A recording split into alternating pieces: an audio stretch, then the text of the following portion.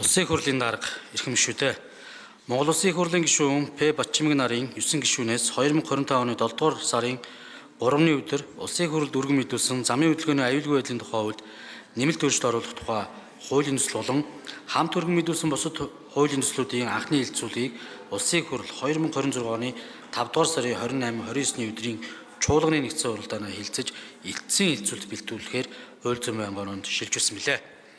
Байнгын ороо 2026 оны 6 дугаар сарын 2-ны өдрийн хуралдаанаараа уг асуудлыг хэлэлцсэн бөгөөд Монгол Улсын их хурлын чуулганы уралдааны дэгийн тухай хуулийн 44-р зүйлийн 44-ийн 5 дахь хэсэг заасны дагуу ажлын хэсгээс боловсруулсан замын хөдөлгөөний аюулгүй байдлын тухай хуульд нэмэлт өөрчлөлт оруулах тухай хууль баталсантай холбогдуулан авах арга хэмжээний тухай Улсын их хурлын тогтоолын төслийг хэлэлцэж дараах санал дүгнэлтийг чуулганы нэгдсэн уралдаанд танилцуулж байна.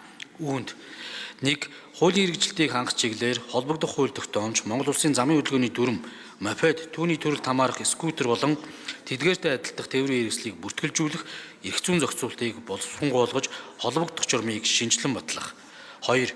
Замын хөдөлгөөний аюулгүй байдлын талаарх олон нийтийн мэдээллийг мэдлэгийг нэмэгдүүлэх, хэрэглээний зөв соёлыг төлөвшүүлэх чиглэлээр сургалт, мэдээллийн ажлыг зохион байгуулах зэрэг арга хэмжээг авч хэрэгжүүлэхийг Монгол Улсын засгийн газар мөн нийслэлийн засаг дарга бөгөөд Улаанбаатар хотын захирагчид үүрэг болгох зэрэг асуудлыг тусгасан болно. Монгол Улсын их хурлын чуулганы уралдааны дэгийн тухай хуулийн 39-р зүйлийн 39-ийн 24 дахь хэсэгт заасны дагуу тогтоолын төслийн талаар зарчмын зөрүүтэй саналын томилго гараагүй тул анхны хэлэлцүүлгээс эцэслэн батлах үе шат руу шилжүүлэх гормын саналыг байнгын ороонд хуралдаанд оролцсон гишүүдийн олонх буюу 52.6%-аар дэмжсэн болно. Замын хөдөлгөөний аюулгүй байдлын тухай хууль нэмэлт өөрчлөлт оруулах тухай хууль баталсантай холбогдуулан авах арга хэмжээний тухай Монгол Улсын их хурлын тогтоолын төсөл болон хууль зүйн байнгын орооны санал дүгнэлтийг та бүхэнд хүргүүлсэн болно.